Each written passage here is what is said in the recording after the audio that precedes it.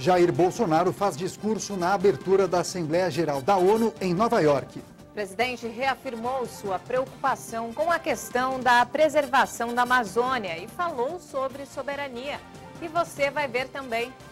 Votação em primeiro turno da PEC da reforma da Previdência é remarcada para amanhã, quarta-feira. Após suspeitas de venda de habeas corpus, desembargador Ciro Darlan, do TJ do Rio, vira alvo de operação da Polícia Federal. Supremo Tribunal do Reino Unido determina que a decisão de Boris Johnson de suspender parlamento é ilegal. Mais de 2 semanas depois do furacão Dorian ter dizimado as Bahamas, cerca de 1.300 pessoas ainda continuam desaparecidas. Tudo isso e muito mais, agora na edição de 1h. Olá, tudo bem com você? Muito boa tarde. Nós estamos chegando, trazendo as principais notícias do Brasil e do mundo com Juliana Dariva. E com Daniel Caniato. Boa tarde para você nesta terça-feira, dia 24 de setembro de 2019. E nós vamos imediatamente saber quais são as notícias mais lidas e também mais acessadas nos portais na internet. Atenção, tem manchete no ar. Abrimos com a notícia do portal UOL. Policiais são responsáveis por 1 a cada 3 mortes violentas na cidade de São Paulo.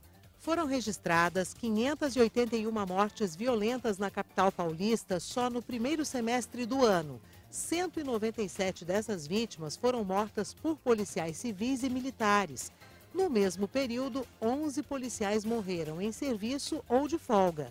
O levantamento aponta que é o maior número de pessoas mortas por policiais na cidade de São Paulo desde 2010. Já o número de policiais mortos vem caindo. Os dados são do Instituto Sou da Paz e publicados pelo UOL. Agora um dos destaques da Veja Online. Prévia da inflação sobe 0,09% em setembro, diz IBGE. O IPCA 15 é a prévia da inflação e tem desempenho quase estável. Foi influenciado pela alta no preço da energia elétrica, que subiu pelo 8º mês seguido. Os pesquisadores coletam os preços entre os dias 16 de um mês e 15 do mês seguinte. E diferente da inflação oficial, que é calculada com base na variação do valor dos produtos durante um mês. Além da energia, subiram também os setores de vestuário e transportes. O site Só Notícia Boa traz. Memória perdida por Alzheimer é recuperada com chapéu magnético. Como assim? Bom, vamos lá. Os neurocientistas americanos fizeram um projeto piloto com apenas 8 voluntários. E olha o resultado. O tal chapéu magnético conseguiu reverter 1 ano de memória perdida em apenas 2 meses com a doença de Alzheimer. A invenção utiliza emissores criados especialmente para gerar um fluxo específico de ondas eletromagnéticas através do crânio. É bem complexo, né? Mas o fato é que os cientistas ficaram muito felizes, porque nenhum paciente teve efeito colateral. Agora é fazer mais chapéu para testarem mais pacientes. E viva a ciência! E durante sua fala no exterior, o presidente Jair Bolsonaro afirmou ter compromisso solene com a preservação do meio ambiente. Bolsonaro discursou na abertura da Assembleia Geral das Nações Unidas em Nova York, nos Estados Unidos. Discurso de Bolsonaro na abertura da Assembleia Geral das Nações Unidas em Nova York durou mais de 30 minutos. O presidente reafirmou sua preocupação com a questão da preservação da Amazônia. Meu governo tem o compromisso solene com a preservação do meio ambiente e do desenvolvimento sustentável em benefício do Brasil. É um dos países mais ricos em biodiversidade e riquezas minerais. Nossa Amazônia é maior que toda a Europa Ocidental e permanece praticamente intocada.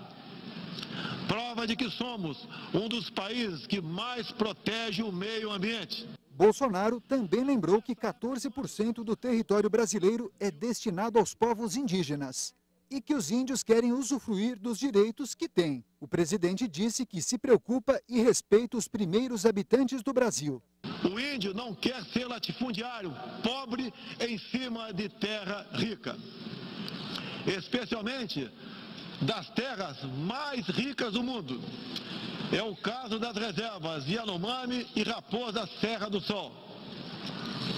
Nessas reservas existe grande abundância de ouro, diamante, urânio, nióbio e terras raras, entre outros. E esses territórios são enormes. A reserva Yanomami sozinha conta com aproximadamente 95 mil quilômetros quadrados, o equivalente ao tamanho de Portugal ou da Hungria, embora apenas 15 mil índios vivam nessa área. Sobre o desenvolvimento econômico do Brasil, o presidente falou que seu governo está combatendo a corrupção. E isso melhora a economia e gera ganhos de produtividade. Para ele, o livre mercado já está presente no Brasil. Estamos abrindo a economia e nos integrando às cadeias globais de valor. Em apenas 8 meses, concluímos os 2 maiores acordos comerciais da história do país. Aqueles firmados entre o Mercosul e a União Europeia e entre o Mercosul e a Área Europeia de Livre Comércio, o EFTA. Pretendemos seguir adiante com vários outros acordos nos próximos meses. O presidente lembrou das parcerias que o Brasil tem formado com muitos países e das visitas que fez em 8 meses de governo. Ressaltou as que ainda pretende fazer, citando países asiáticos. Uma demonstração de que o país está aberto ao mundo e preparado para assumir as responsabilidades. O Brasil é um país aberto ao mundo, em busca de parcerias com todos os que tenham interesse em trabalhar pela prosperidade, pela paz e pela liberdade. Senhoras e senhores, o Brasil que represento é um país que está se reerguendo, revigorando parcerias e reconquistando sua confiança política e econômica. Estamos preparados para assumir as responsabilidades que nos cabem no sistema internacional. De volta ao Brasil, o presidente do Senado, Davi Alcolumbre, convocou uma sessão do Congresso para hoje e, com isso, adiou a votação da PEC da reforma da Previdência, que seria o primeiro turno de votação do Senado. A sessão de logo mais no Congresso Nacional é para analisar vetos presidenciais a projetos aprovados pelo Legislativo. O Congresso Nacional vai se reunir em uma sessão conjunta. Deputados e senadores vão discutir os vetos do presidente Jair Bolsonaro ao projeto da elaboração e execução da Lei Orçamentária de 2020, a chamada LDO. Outro item na lista é o texto que libera mais de 3 bilhões de reais de créditos a vários ministérios, como os da Defesa e da Saúde. Também devem ser analisados os vetos presidenciais ao texto sobre abuso de autoridade. Os dispositivos vetados estão em 19 artigos. Os senadores estão divididos em relação à manutenção ou à derrubada desses vetos. Outro projeto em pauta para debate no Congresso é o que trata do despacho gratuito de bagagens na aviação. A proposta de gratuidade deve ser mantida com a ideia de dar um prazo até o fim do ano para avaliar os efeitos da medida nos preços das passagens. Caso não haja queda, a Câmara se comprometeu a trazer de volta a franquia de malas. Por causa dessa sessão no Congresso, o presidente do Senado, Davi Alcolumbre, adiou a votação em primeiro turno da proposta de emenda à Constituição da reforma da Previdência. A votação em primeiro turno da PEC da Previdência foi remarcada para amanhã. E o desembargador Ciro Darlan, do Tribunal de Justiça do Rio de Janeiro, que é a segunda instância, é alvo de uma operação da Polícia Federal. É isso mesmo, Darlan é investigado no inquérito que apura a venda de sentenças no Fórum da Capital. De acordo com as denúncias, o desembargador usava os plantões judiciários para vender habeas corpus e, com isso, liberar os presos. Em pelo menos 2 casos, detentos teriam sido beneficiados por decisões de Darlan. Em um deles, um delator contou à Justiça que ouviu um preso dizer que pagou 50 mil reais a um intermediário do magistrado. A negociação teria sido feita em favor de Ricardo Abud, presidente do Sindicato do Comércio Varejista de Resende. Abud foi preso em 2015, acusado de praticar irregularidades na Câmara de Vereadores de Niterói. No segundo caso, o preso Samir Jorge João Davi teve prisão decretada em junho de 2016 por tentativa de latrocínio. Os 2 pedidos de habeas corpus teriam sido direcionados pelo advogado Hugo Santana Onofre, especialmente para o plantão de Ciro Darlan. Samir foi solto, mas em outubro ele teve a prisão restabelecida pelo desembargador relator Flávio Marcelo de Azevedo Horta Fernandes. Na época, o desembargador afirmou que o sigilo bancário estava aberto e não teria nada a temer em relação ao patrimônio. 7 mandados de busca e apreensão foram expedidos pelo Superior Tribunal de Justiça em endereços ligados ao magistrado. Na casa dele, na Gávea, no gabinete, no escritório na Barra e em Resende, no sul fluminense. Além dos inquéritos no STJ, Darlan também é alvo de uma representação na presidência do Tribunal de Justiça, assinada pelos outros 4 desembargadores. E há 20 dias, o desembargador Ciro Darlan também concedeu habeas corpus e determinou a soltura do casal, Antony e Rosinha. Garotinho. O estado do Ceará chegou ao 5º dia seguido de incêndios a veículos e prédios públicos. Veja esse e outros destaques em um giro de notícias pelo Brasil.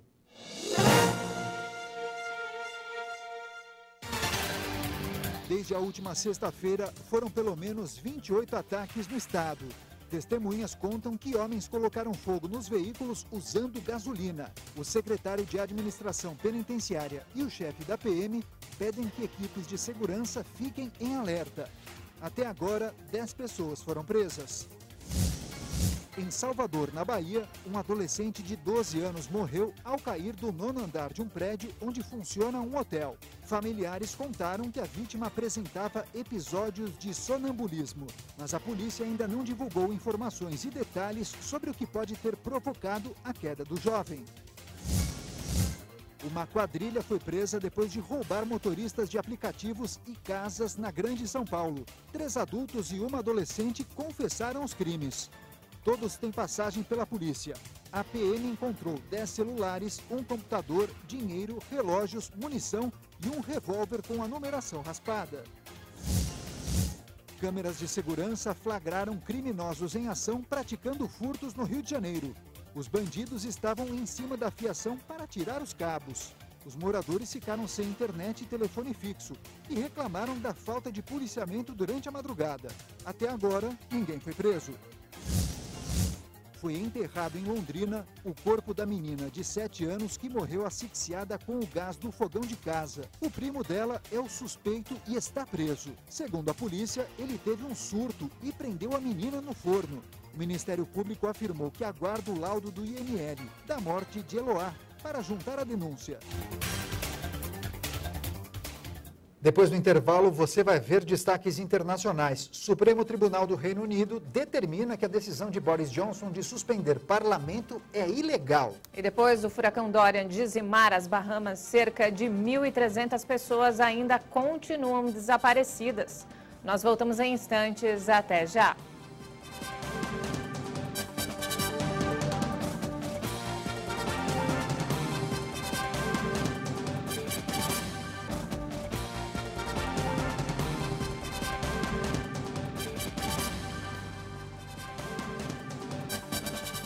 E nós estamos de volta a 1h20 e o motorista da Kombi, José Carlos Soares, em que a menina Ágata, de 8 anos, estava quando foi baleada, prestou depoimento hoje pela manhã na Delegacia de Homicídios do Rio de Janeiro.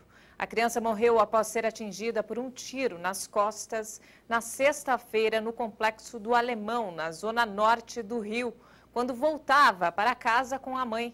A família dela e moradores dizem que a bala partiu da polícia, mas a PM diz não haver indicativo de participação de militares no caso.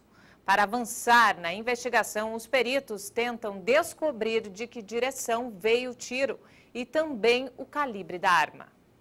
E em Campinas, no interior de São Paulo, um policial militar atirou e matou um colega dentro do batalhão. Veja esse e outros destaques em um giro de notícias pelo país.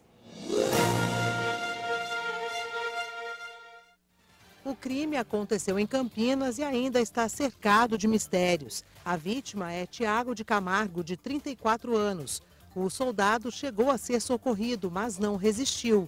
O suspeito do crime se rendeu depois de atirar no colega e está preso. Foi preso em Goiás o homem acusado de cometer pelo menos 52 abusos.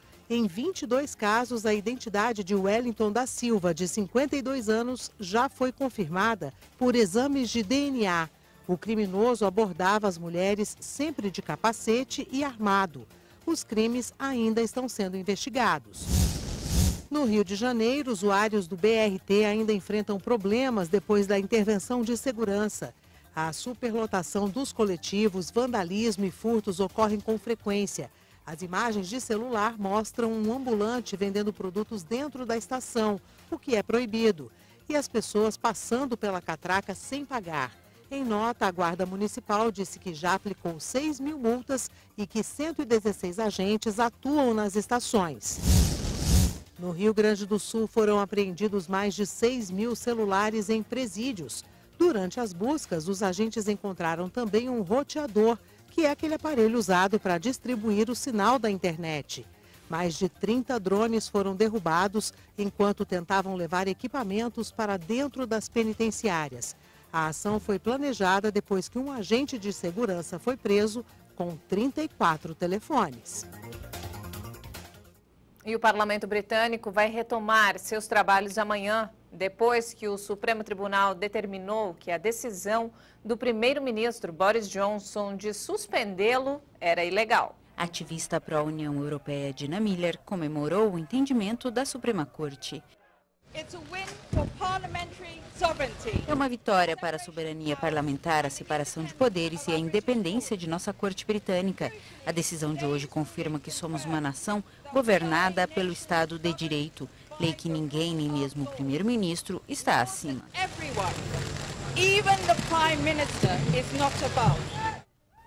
As duas câmaras tiveram seus trabalhos suspensos por 5 semanas, a partir de 10 de setembro. Johnson justificou o recesso para a preparação de seu programa de governo, uma prática que dura em média 10 dias. A suspensão provocou uma onda de manifestações e ações judiciais. Seus críticos alegaram que o objetivo de Johnson seria silenciar o parlamento. O executivo defendeu que a decisão do primeiro-ministro era de natureza política e não caberia manifestação da justiça. Mas a presidente da Suprema Corte argumentou que os juízes analisariam a legalidade da suspensão e que a decisão não teria efeito no calendário do Brexit. E mais de 2 semanas depois do furacão Dorian ter dizimado grande parte das Bahamas, cerca de 1.300 pessoas continuam desaparecidas. Até o momento, 52 pessoas morreram.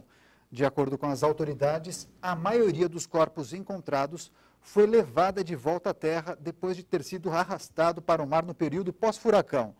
No fim de semana, uma equipe de médicos chegou ao local para ajudar nas buscas. Em algumas áreas, 75% dos edifícios foram destruídos.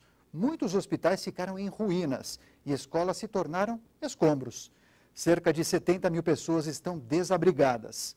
O furacão Dorian soprava com intensidade de categoria 5 quando se instalou durante quase 2 dias sobre o norte das Bahamas, onde deixou um rastro de destruição.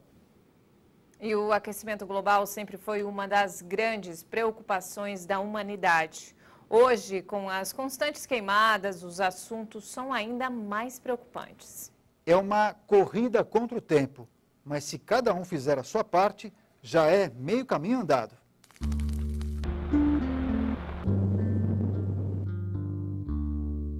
Queimadas, derretimento das geleiras, altas temperaturas.